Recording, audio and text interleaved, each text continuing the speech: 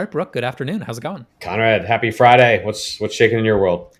Well, I just said before we record, so already the background noise has occurred, and it's my son out there running routes in the front yard for flag football. He started flag football, my 9-year-old, so he's quite excited. Got a football through Amazon, a little peewee size one, the right one for him. So that's what's going on right now. So if you see a random football flying, for those watching on YouTube, that's what's going on in my front yard. So I'm doing good. The weather here is awesome. I think we're interviewing another South Carolinian today, so it should be fun, exciting stuff from my perspective. That's right. But yeah, so welcome, Mark. Speaking of which, are you actually in South Carolina right now as you speak? I know you travel a lot, but are you? Yes, sir. On Hilton Head Island right now. Yeah, enjoying this beautiful weather. It's cooling down a little bit, so it's good. Yep. So our last two interviews, Brooke, were Charleston, South Carolina, and Hilton Head, South Carolina. So how about that? Not too bad. Not too shabby. We're hitting all the South Carolina partners this week, apparently. I was about to say we're all three beaches are covered, Mark, because I'm in North Myrtle Beach. So That's it. There's no other ones to really talk about at this point. I'll get it. There's some other people who'd argue on that, but it's okay. Well, Mark, I'm excited to have you here with us. I'm curious, how'd you originally connect with Brooke in the Vintory world? How'd you guys originally meet and get connected? Well, I think I originally reached out because of Vintory and for some lead generation like that, and then we tried to connect once at a conference, and we ended up connecting in Miami a while back, and yeah, it's just been good ever since then. So yeah, I think we had dinner down in Florida, down in Miami. That was a good dinner.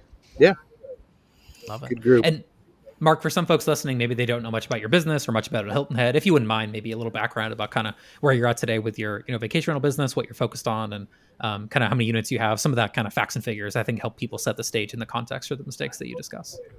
Yeah, sure. I came into the vacation rental business in 2013. I worked at a pretty large company with about 400 units as a senior property manager, and then I left in 2020 to start my own business. And I just built it based on just trying to help people and delivering on what I said I would do. And so we've grown over the last 5.5 years. We manage about 230 properties, and we're on Hilton Head. It's a drive-to destination for a lot of people from, say, New Jersey, Ohio, Illinois, and with a season that ranges from like June, July, and August, and then it's pretty chill the rest of the year. Yeah. And for those that have been, I would say they should definitely check it out. I think it's it's probably the most unique beach in South Carolina. There's lots of similar beaches or similar places, but you go to Hilton Head and it's just got a different vibe to it. And if you're into golf like very that, family friendly. Anyways. Yeah. Family friendly, not a lot of, no high rise buildings, that kind of stuff. Not, nothing like that. All right, Mark, good stuff. So number one, let's go through your mistakes and kind of talk about them a little bit, because I'm sure in that process, working for this other company, doing it on your own now for 5+ years and growing to all these units, I'm sure you've seen a lot of, ups and downs along the way. So Number one, you talked about in the mistakes was focusing on growth before building systems. So what was it like kind of starting from zero again a little bit and building those systems and understanding how you needed to, build the company the right way? What was your learning? Yeah, there were definitely no systems. It was, the system was me, trying to find people that would talk to me about managing their property. And so, I was focused on how do I onboard a property? How do I price it? How do I, get bookings and then handle phone calls when they come in, and just, keeping my head above water, just trying to do that. Realizing now, once I got to a couple hundred properties, I realized I have employees now, and they want to know like what is exactly expected of me. What's the way to, I'm tired of them asking me questions that I tell them over and over. So it's like, let me come up with systems to make us more efficient, but also so that you guys can rely on, come back to this for answers instead of me. So, and it's become a lot more efficient since then, but obviously you got to invest the time, but it's so worth it to, teach somebody how to do something with a system and put that in place, put in the effort, and then just sit back and watch it work. I feel like we've all done this, right? I mean, nobody knows what systems to do until you actually have the properties. And I was just as guilty. I went out and like tried to grow as fast as I could. And then you're like, all right, we got to figure it out as we go. It reminded me of that. What's that saying or that book, Ready, Fire, Aim, Oh, yeah. We all did it. But then sometimes you need to slow down to speed up, right? I mean, if you wouldn't have to build systems if you didn't have any business. So It's kind of tough. I could sit around and speculate all day. And I always say to my staff, I'm like, I don't speculate, I operate. So when they say, what if this happens? I don't care I'll figure it out when it happens, So yeah, I'm definitely ready, fire, aim for sure. I like that. That's a good little catchphrase. I feel like, Brooke, there's a lot of folks that we've interviewed that kind of fit in that bucket, just operate and figure it out along the Yeah. way. And yes, then there's times where you got to sit down and plan a little bit, but versus the people who, and we see them too, I've seen them too in my career, they're over planners. They build Yes. processes for things that haven't even occurred yet. And then it's like, well, that's a waste of time too, Well, they talk about it in software development, right? Like, you just got to get it in your hands of just get something in the hands of your users so you can iterate and learn what they want. Like so many people will spend so much time, they want it to be perfect, but you don't know what perfect is until you actually get it in the hands of your users. So I see both sides of that. Now with this, it's a little bit different. Like you want to make sure you have some procedures and SOPs in place before you sign up some properties. Yeah. I think we talked about this one before, Brooke. There was some software platform that they were discussing adding this very complex feature, and all they did was add a button. And if you clicked on that button for the feature, it would say like coming soon, click here to add your email, and we'll email you when the feature's ready, basically was the premise of it. And they were like, no one clicked it. So they saved so much time because they thought, oh, there's going to be thousands of people that click on this stuff, and they didn't end up doing it. So yeah. I think that's a good lesson there on that side. Sometimes you end up, if you're over engineering, you build something that no one actually needs or wants, on that side. Very true. Excellent. Well, number 2 then, Mark, kind of keeping things moving, not prioritizing owner relations early enough. So you spend a lot of time kind of getting that new business and getting leads in the door, getting owners. But if you don't take care of the owners, it can lead to churn. So what's kind of been the learnings of like the right level of communication to those owners? I've sold you on working with Host to Coast. Thanks for signing the contract. I'm on to the next one. I'm going to take care of the guest. I'm going to take care of the property, like I said, but the owner relations aspect of actually being proactive, reaching out. I've got my owner relations team now. They'll send out, I say, go out on property, take a picture from the balcony of the beach and just say, hey, I'm not calling you with bad news. I'm texting you to say, look at the view, or something, do something proactive, focus on that relationship with these guys, show up with the pricing report, let them know how the market's doing so that before they call, let's focus on these guys. I know in Brooke's book, he talks about doing a party, owner party. I don't know if I'll get to that point. That does seem scary. And I know you addressed that in the book, but I'm not quite there, but definitely taking the time to make the calls. Hey guys, just checking in. Nothing's wrong. Just want to let you know we're thinking of you guys.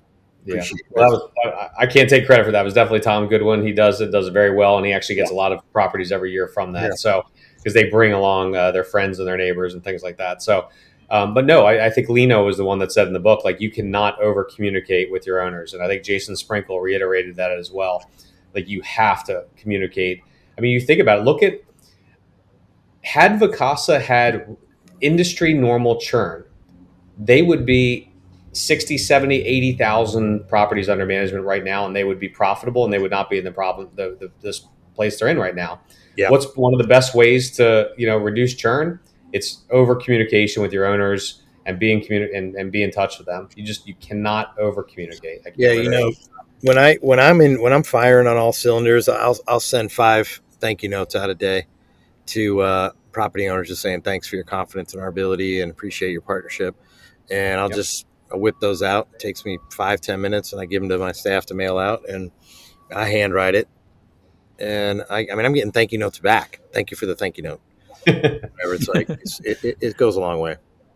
I had somebody call me over the weekend and this last weekend, and their father has 4 properties in Kiowa Island, and he's moving from one management company to another. And they said they wanted to, Brooke, do you have any? They know I'm in the industry. They said, hey, do you have any recommendations? And it was because they walked into the property and something was broken, something was missing, and they never, got any kind of communication about that. So be proactive. You know what I mean? Be proactive, reach out to them, let them know when something happens. And also don't just talk about the problem, talk about how you fixed it and how you addressed it. Oh, I don't ever want to bring a problem to an owner. Right. I brought a solution. This happened. I took care of it. I have a client, Brooke, when they have an owner attending the property, they have a red tag in their system for the clean. So they're just yes, we're trying to do every clean properly. But when the owner's coming in, they red tag it in I think they use Breezeway or something like that. Yeah, and it's it kind of gets the double treatment, if you will, on the cleaning and inspection process, because that owner is going to judge you. If you have one bad clean that year, and it's the one that, before the owner walks in, the other 50 didn't matter, right? They're going to judge that one that they see, versus the other 49 they did. Yeah. So that kind of thing could happen for sure. All right, Mark, we'll keep things moving to number 3, not not valuing process and efficiency early enough. So echoing a little bit of sentiment of number one here, but Yeah. again, so focused on growing, serving, and kind of figuring it out as you go. So eventually you build those processes. Maybe I'll ask it this way, Mark, where do you put those processes? So when you build them out, how do you like communicate them to the team? Where do they live? How do you handle that process? So I have a playbook. I don't know, it's maybe almost 200 pages now. So everything lives in there. Our marketing Bible, our how do you take a reservation? How do you process a refund? Or anything that we do that's not documented, we're documenting it and putting it in the playbook. So there was a heavy lift to get it started. Might have started with 130 pages, and now it's much bigger. We use Scribe, which is a little Chrome extension. So people can go through there, like, how did I add an owner or a user to track or whatever, you know what I mean? Like, so people can go in and do that. So yeah, number 3 is, as I look at it, is pretty much the same as number 1, just really not putting a value on the processes and being efficient. I continue to hire and hire and hire to stay ahead of the game. And now I find myself, like, in the last 3 weeks, I've let 3 people go. So trying to, because we have become more efficient. I don't know. Just run to redundancies.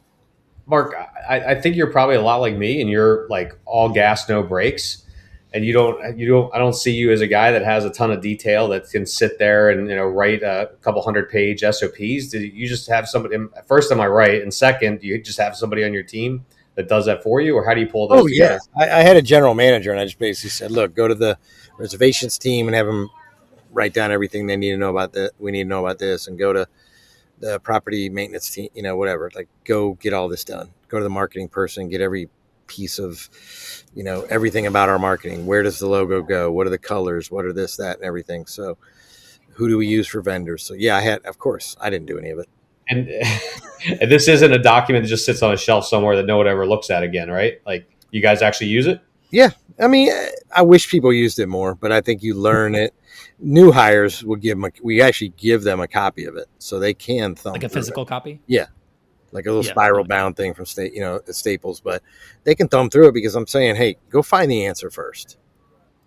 If you can find the answer, even if it's not in the book, go find the answers. And I've been putting out this week, I've been telling everybody I can talk to, is like, now my thing is, I need decision makers. I need you guys to be decision makers. Every one of you guys are adults. You make your own decisions in life for your own properties. Make decisions. If you're wrong, the joke I've had. If I got your back, so don't worry about it. Yeah. The joke that we've had internally lately, Mark, is ask our knowledge base first. We have a knowledge base built out on our website. Ask ChatGPT second. Ask Google third, and then you can ask me. So it's like, all right, you can ask me, but like, just have you gone through all those steps? If so, then you can come talk to Conrad. I love that idea, actually, and that's helped a little bit. Yeah. Okay. And we did a little project, actually, one of our knowledge base exports. We took the knowledge base as of like a certain moment and dropped it into a ChatGPT project. And that was kind of interesting, because then people can chat with that project in ChatGPT. And it's based on our actual knowledge base. So it's not random stuff. It's like stuff that's actually from our knowledge base. But the downside was having to update it. So that's something I'm kind of working through right now, if I can figure that out. So you're right. You could put that into a custom GPT, or even now, I don't know if you've seen, like, Gemini has the gems, like, you just pop that in there. And that's an interesting way to do it. Have an internal, like, that's your knowledge base almost through the custom GPTs or through the gems. Yep, exactly. So that could be something maybe for folks to play with if they were like, hey, I've got all this stuff. But to your point, Mark, it's like getting someone to thumb through 200 pages is hard. At first, it makes sense, like training, understanding. But yeah, it's that day-to-day stuff of just like, and then, what I do is I kind of audit my pings now once in a while. And I go, all right, which questions broke through that process? And is this a random one-off? And in which case I don't care about it. Or is it like, no, this is going to keep happening, in which case then it becomes a new knowledge base article. So that's kind of been my thought process lately. Sure. It all makes sense. All right, number 4, speaking closely to my heart, number 4 here, over-reliance on OTAs. So leaning heavily on Airbnb and Vrbo, thinking that, hey, that would always be enough on the booking side, but realizing it left you vulnerable. So what's kind of been your approach to balance that out a little bit more direct? What's kind of your direct booking marketing strategy today?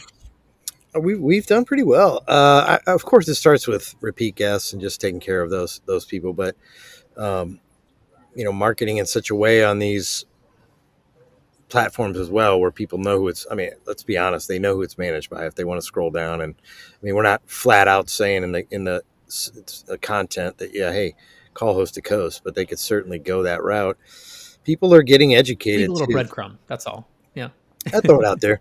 But, I think the public's become more educated too. They call us and say, why did I get a secondary charge on my credit card from you guys. And we say, that's not us, that's Verbo. And they say, what the hell? And then they say, can we book direct?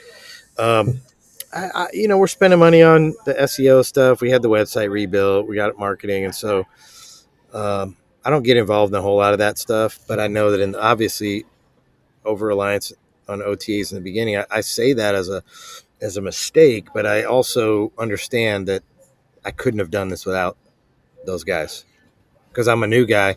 I built my website when I started this company only to attract new owners.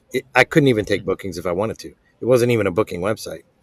And I was with Guesty, and these guys are like, your website doesn't even accept bookings. And I'm like, yeah, right. I'm trying to attract new owners. I'm going after that. And they're like, you're a fool. And I was like, yes, that's fact. So I quickly fixed it. But who the hell's coming to hosttocoast.com and booking? I had to rely on these guys. Once you wake up and if you understand now you've got a couple hundred properties, you're doing things right, you need to start focusing on not relying on those guys. Well, it does allow you to launch quickly. I mean, I remember the early days of Vantage. I mean, I'm dating myself. I sound like a boomer here, but like back in 2008, I couldn't compete. I mean, the company next to me, literally right next to where had 4,000 properties under management. And here I am, little old, Vantage Resort Realty with, 20 properties, 18 properties, whatever it was at the time. I remember literally taking an ad out in the Baltimore Sun to advertise. Like, that's how bad it was, how old it was. And I said, well, what would I do if I was a guest? You know what I mean? And I'm like, I'd go online, again, this is 2008. And I found a little website called VRBO in the early days of VRBO. And I listed on there and I had more leads than I knew what to do with. I mean, and then I ended up, as we added more and more properties, I got more and more listings. And this is when you didn't have to update the calendars. And I remember one summer we had, I think it was over 80,000 leads came in or something stupid. Like it was just ridiculous from all those websites. Like we could not keep up with all the inquiries. Wow, so they did help me get launched. So if it wasn't, I am very, very grateful. I know everyone had this, they were the Antichrist, but they helped me launch. And just to your point, Mark, I would have never been able to launch without them back then. Now, eventually over time, you needed to build out that direct, booking strategy. It's obviously, but it does kind of lower the barriers to entry for newbies. Yeah. Sure. Mark, here's your thoughts on this. And if you don't want to answer with exact numbers, that's perfectly okay. But we've talked about this idea internally, on our team, about when that transition makes sense.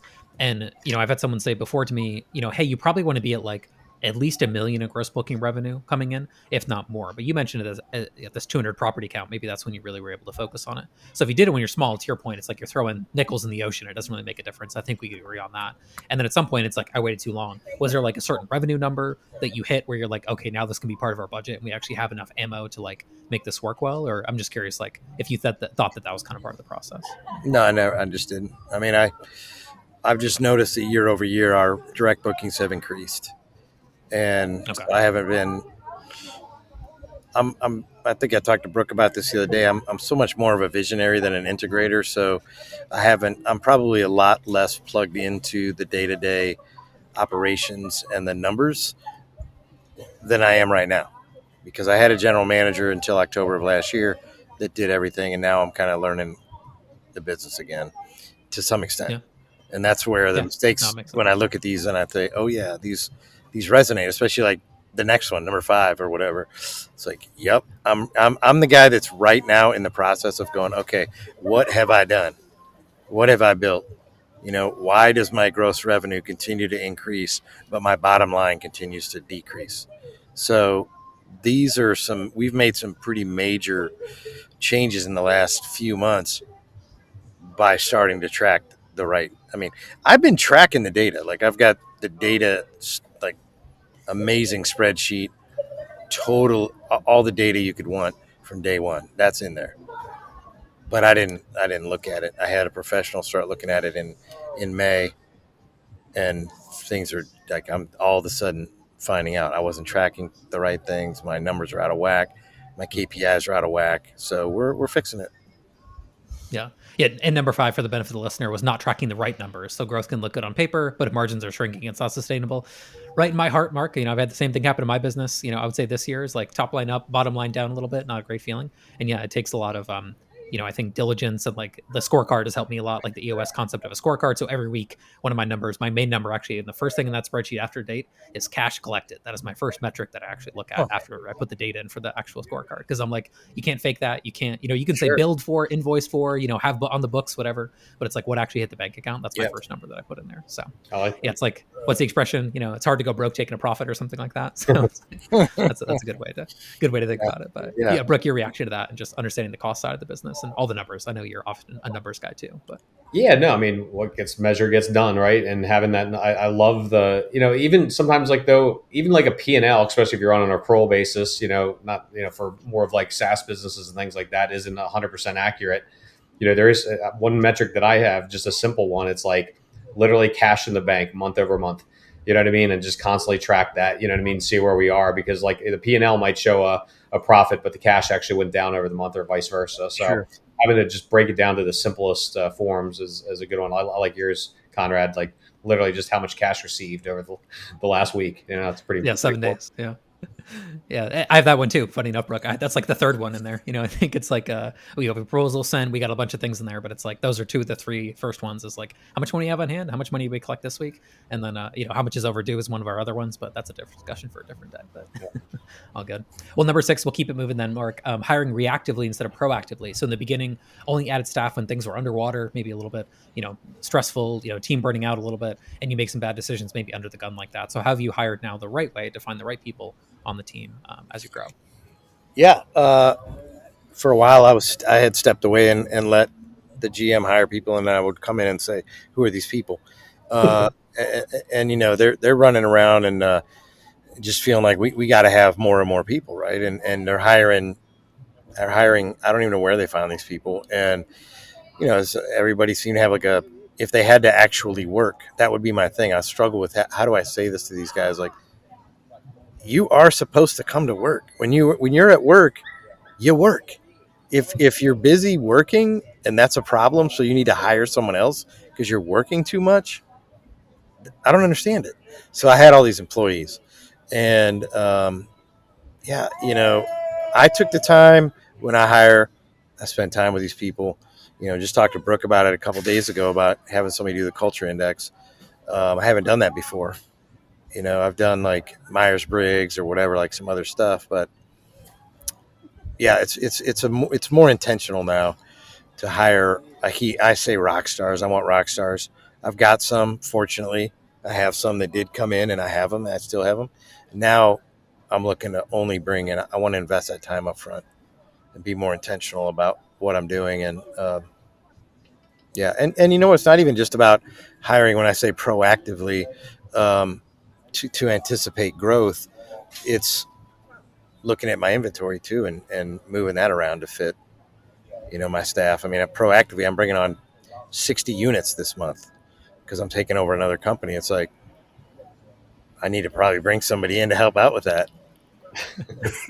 Any staff from that team, Mark? There's a rock star over there, and then a few other like property inspectors. So that I think we're okay with. I don't think I need to hire, but I've spent a lot of time with her, and I probably need to put her in the culture index too. So I mean, I literally just got signed up today. My staff today was like, "What the hell? Another?" First, I let go of a key employee today, so I came by the office. I was actually out getting a margarita and a quesadilla just to relax, and I see him show up. My staff, they walk away from the restaurant with 8 margaritas, a big old bags of lunch. I come back to the office, they're all like so relieved that this person no longer works there. And then the second breath is, what is this damn culture index thing I got to fill out now?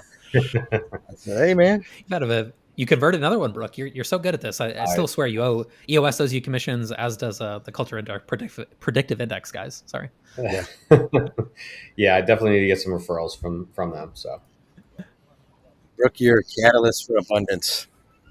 Yeah, exactly. Having the right people on board is obviously super critical. Yeah. All right. Well, we can go to number 7 then, if you're cool with that. So number 7, building too big of a tech stack. So at one point, signing up for every tool under the sun, it's going to make us faster, smarter, more efficient, better.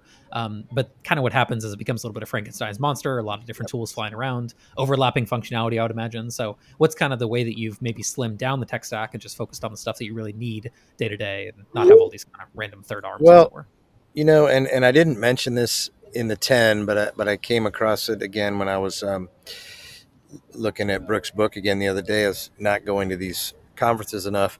And of course, you start going to the conferences, and that's all it is. At VRMA, for example, it's all it is. It's just sales.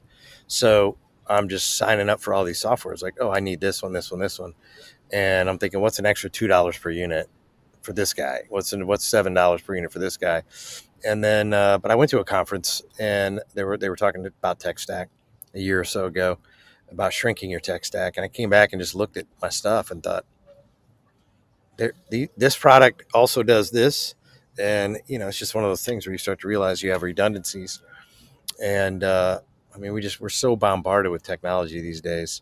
There's so many ways to do things better. It's hard to choose. And so, I had way too much. And so, cut it all back, and a lot of it back, and probably cut those expenses in half a couple of years ago. So, incredible. Except for Vintory, though, you're still on Vintory, of course. You got Vintory going. I actually need to meet with you guys because I canceled an appointment that was made for me, and she's like, "Your staff's like, why would you do that?" And I said, "Because I looked at the property, and I don't want the property." So we're gonna have to. That's a separate conversation. We gotta figure out how to fine tune it a little bit. But I love working with you guys. So it's good business. It's all about ROI, right? As long as you're getting a positive ROI, it's worth it. Oh yeah.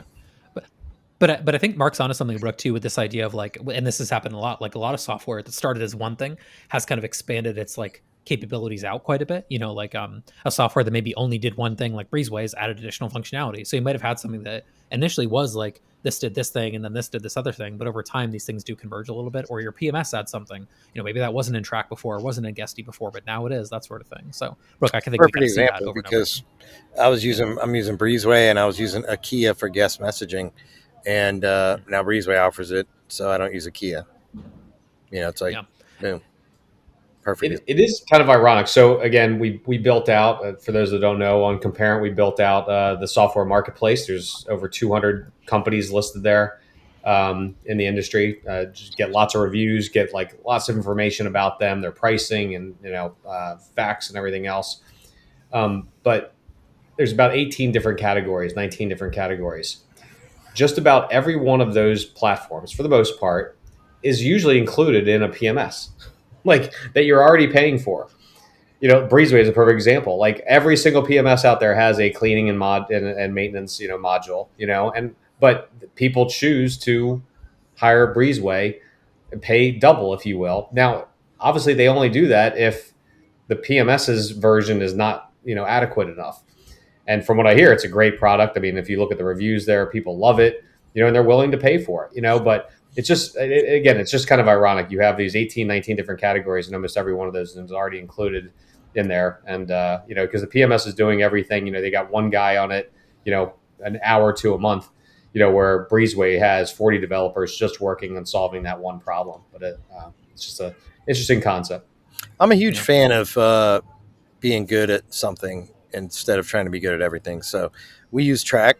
There's a lot of good things that they do, but I don't know that they're going to be as good as Breezeway at that task management and stuff. I mean, they can't be the best at everything. Yeah, there's always going to be, and that's the thing. We ask the PMS to do so much, to like be fair to the PMS side of the coin on the vendor side over there. It's like, obviously I have my quirks and my qualms, if you will, Mark, with some of the ways that some of the PMSs do like their default template websites when I'm going to work on them and do some of the marketing, and I find myself getting a little frustrated or not being happy with how they go. And in the past I've been told by different PMS companies, it's like, like we've updated this 2 times in 5 years, like that sort of thing. It's like I can tell, being somewhat rude to them almost in a way about it, but it's like I get it, because they have hundreds of users, thousands of different employees that use their software, and they have ticket after ticket come in after every day about how they do review syncing on Airbnb or this or that, and so everything's changing, and no PMS is really big enough to be like they own the market, right? Like it's not like the hotel space where there's a handful of companies that have literally tens of thousands of customers. We're so fragmented that it kind of works against us, I think, in that respect, versus having like everything perfectly built out. So it's hard. I don't think the PMS is an easy job. And whenever I hear someone say like, oh, I got to figure it out, I'm going to build a new PMS, I'm just like, stop. It's like, stop. There's so many hard things you have to build there that I don't even know until they get into it, It's all there. All Yeah. right, number 8 then, Mark, on that side, talking about standards. So having inconsistent standards because you didn't have those documented processes and protocols early on. Quality controlled slip. Maybe one cleaner thought it was good enough, another inspector thought it was okay, and then the next one come through and have a problem with it. So how do you create standards that are fair and reasonable for a large group of people, a large group of properties? How have you handled that? Well, we started with cleaning. That's one thing where we required our housekeepers to get.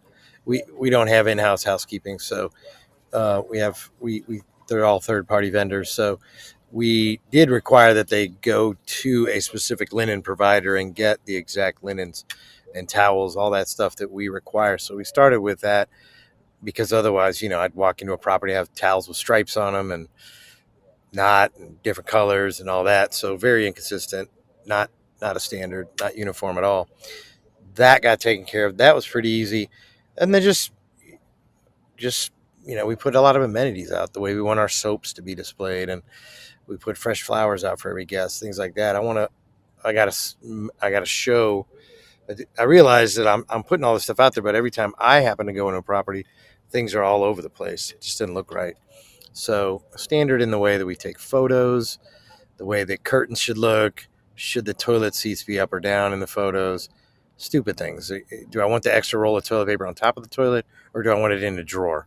These all of those things were very inconsistent, and I'm a stickler for the photos. So when I look on our photos and I see, why is there no bed skirt on this bed and one right next to it, like little standards like that, I'm very fastidious like that. So anyway, yeah, I had once those got into place, then people, because also now they know what's expected. The housekeepers know exactly what's expected. There's no ambiguity for them. They know what to do. Is this all driving from you, Mark, or is this somebody else on your team that's driving those standards and like just?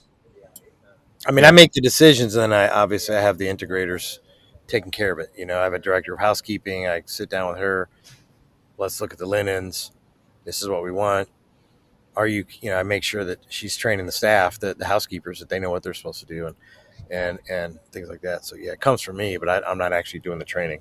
Yeah. It is amazing. Like I've stayed in hundreds of vacation rentals over my tenure, and it's the little things that you notice like that you automatically just appreciate, and you feel that the rest of their business is run really, really well. If those little things are done well, you just assume the rest of the business is done well. If you see the house is a mess and everything else is a mess and there's no consistency, you just assume that behind the scenes the entire business is a wreck. Oh, listen, I can't tell you how many people, some of these realtors I talk to that are like, how are you? We lost Conrad. Yeah, just keep going though. I have realtors that call us up and I wonder why, and they say because we were showing a property that was for sale that had your stuff in it, and I like the way you do it. I like the way your setup looks, that kind of stuff. So yeah. Great. Oh, actually, let's go on here. Let's go on to number 9. So, trying to do everything myself. You wore way too many hats for too long. Obviously, you didn't delegate. So, at what point did you realize you had to delegate? I almost didn't even do it intentionally. I had a gal. It was like me and 2 other people working, and her husband was a general manager for another company on the island. Hated it, and I couldn't even really afford him, but I hired him anyway, and he became the general manager, and all of a sudden I realized, completely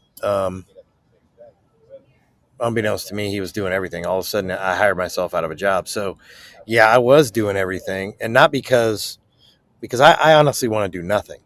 That's who I am. Like, I'm not because I'm lazy, but I'm saying, like, I'm up here. I'm at 30,000 feet. I'm not trying to be down here in the middle of everything. So I'm trying to more of a visionary. So as soon as he started making sure things were done and caring about numbers and stuff like that, then I realized, oh crap, yeah, this is great. I don't have to do anything. And I just kind of sat back and watched, and I saw them hiring people, firing people, making the right decisions, and then all of a sudden I realized I don't need to do this anymore. I just need I need to have good people. Yeah. Yep. So yeah. Now you're running EOS, right? No. You're not, but you do have like an integrator. Like obviously you follow that side of it where you're the visionary. You got an integrator. Yeah, the concepts of it. I'm looking for I really want a full-time. I guess that should be called a personal assistant. Really, I need a serious, like, you are my integrator. You do everything. because I have a lot more crazy ideas than just this business. So I need a full-time just for me integrator. But yeah, I looked at EOS. I love some of the concepts of it. I even have in my notes. I literally just put a note in last week to revisit. You know, look at it again. I think for me it was the cost at the time. I couldn't justify the amount of money that they wanted for to be fully engaged in the program. Like a professional integrator to come in, basically. Yeah, it's expensive, but a lot of people do it. Yeah. A lot of smarter people than me. So well, and then you can. What I found a lot of people do is they'll bring in an integrator, or they'll bring in a facilitator, and just to learn the concepts for at least a year, maybe even 2 years, and then you can kind of do it. We still on our side, we obviously run all of our own. We follow the systems, the L10 meetings, and the rocks, and everything else. And we do bring in a facilitator once a year, just kind of for like our annual strategy. It is nice to have somebody that can kind of help you herd the cats, so to speak, and just kind of get that strategy out of your head and kind of where you're going. So yeah, that's like I said, I literally just put it back in my notes this week to revisit it. I'm in the process of this acquisition at the same time that I've got my books being completely gone through and rebuilt, because of the accounting I've had. So, right now is not the time, but I think in the next few months, that's going to be something that we dive deeper into, by the way. Yeah. So it is a bit coming into an off season a little bit, not the worst thing. So yeah. That kind of folds us perhaps relatively nicely, Mark, into number 10 here, not preparing for seasonality. So not appreciating how seasonal the cash flow is and how it impact the business. So building up reserves in the peak months and then kind of drawing down a little bit during the slow months. So what's kind of the way you handle the finances today, to make sure as you head through a slower season, things are okay before you get to the next kind of cash flow cycle? Well, I don't know if this happened with a lot of people, but I know when I first started, I had one accountant that basically was like, I came from a real estate background, so you definitely don't mess with the trust account. And I remember hearing like, oh, it's the slow season. You just borrow money from the trust account. And I was like, what? He said, yeah, everybody does that. And I was like, they do? And they do. Now I've learned a lot about that. Yes, they do. But I went, immediately I was like trying to get loans, trying to get a line of credit. So yeah, I have a line of credit that I can use if necessary, but really I'm just aware of it. I put the money in the bank. We have our budget, and generally by the time December, January, February rolls around, there's still money in the bank. And if I have to limp along a little bit with a line of credit, just a little bit, thank God, then yeah, we're good. Because it is the slow season, but we do have a lot of snowbirds coming down here. So January, February, March are pretty good for us. You've got, look, I have no sympathy for you, man. You have more year-round market than I had. Ocean City was literally a Memorial Day to Labor Day market. So we had a 10-week season. That was it. So you got a little bit better than that. So I cannot believe people actually were telling you, oh, you just dip into the trust account. So the listeners out there, do not do that. You guys, I was at a retreat in Costa Rica in May, listening to a manager tell me that they use the trust account to purchase investment properties and renovate them and put them on their and then flip them. Oh my God! Or put them on the rental market, and then they're constantly stressed that they're not going to be able to pay the owners. They live under constant stress. Fraud is a little bit stressful. I agree, yes. Mark. It's very stressful. Pulling $600,000 out to renovate or to buy a property. It's like, what is wrong with you guys? It's not required. They say it's not required in our state. Right, in their state, it's not required. Okay. It's still, I don't know. Jason Sprinkle was on this podcast in the early days, Conrad, if you remember. Florida is not a trust accounting state, but they ran trust accounting, and he actually used that money to buy another company. And he said, look, his attorneys and everyone said it was legit. He admitted it on this podcast. So I think North Carolina is very different than South Carolina. Mark, in North Carolina, it is like legally required in that entire state. North Carolina is one of the states out there. Yeah. There was someone, I don't want to say a name, but if you do a quick Google, there was a company up in Ocean Isle that was abusing their trust account and ran out of money and went out of business last year. They had about 50 units. They were a decent sized company, and they just got pinned to the wall legally, and they're gonna. I think they'll do prison time over it. Yeah. Anyway, very, very. Yeah, very messy. Yeah. Check your laws, check your lawyer, check your attorney, to your point, Brooke. But like, it's probably a bad idea even if it's legal, right? I think that's kind of the sentiment that we're getting across here, right? Of like, that you're playing with fire if you do I something. can't like live. that. I can't live like that.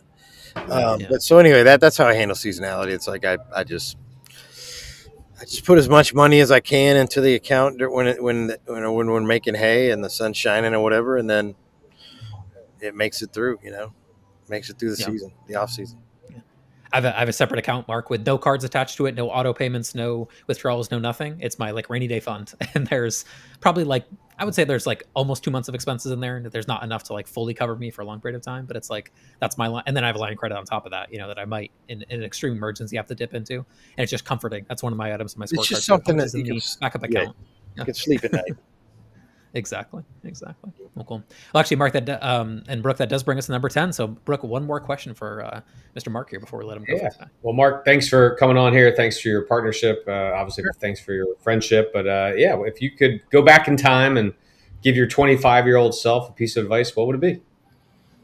Yeah, I was thinking about that the other day. I think I would say to slow down a little bit. Like everything's coming. Just like there's a lot of good things ahead of you. Just slow down a second and stop trying to move so fast. Because I mean, by 25, man, I was, I'm driving a brand new sedan DeVille. I'm selling real estate. I'm thinking like I gotta make money fast. Like I'm a 25-year-old driving a Cadillac around, man. Thinking like I gotta sell real estate and I just didn't stop. I didn't stop for decades. Got in the mortgage business, like got to make all this money. And I would say just slow down, man. It's even still, I find myself having a hard time with that. Like I want this acquisition done. I want the money that comes with it, but I just need to just calm down. Slow down. You got some travel coming up though, right, Mark? You said you're going to be traveling after this, heading out and doing some traveling with your partner, maybe? Yeah, I've got some trips planned, but now that her schedule's freed up, I mean, we're going to, yes. Yeah, pack up the RV and do the whole work while she's driving type of situation. There you go. Well, awesome. Anything else? Any odds and ends we want to clean up here, Mark? Or are we in good shape to put a bow on this one from your perspective? I'm in good shape. All right. I appreciate it. Well, this is fun. One more request before you depart, dear listener. We need a review from you. So go to your podcast app of choice, click 5 stars, leave us a review. We're not going to convince cool guests like Mark to come on unless they see a lot of reviews, a lot of downloads, that sort of thing. So we appreciate it, and we'll catch you on the next episode. Thanks so much.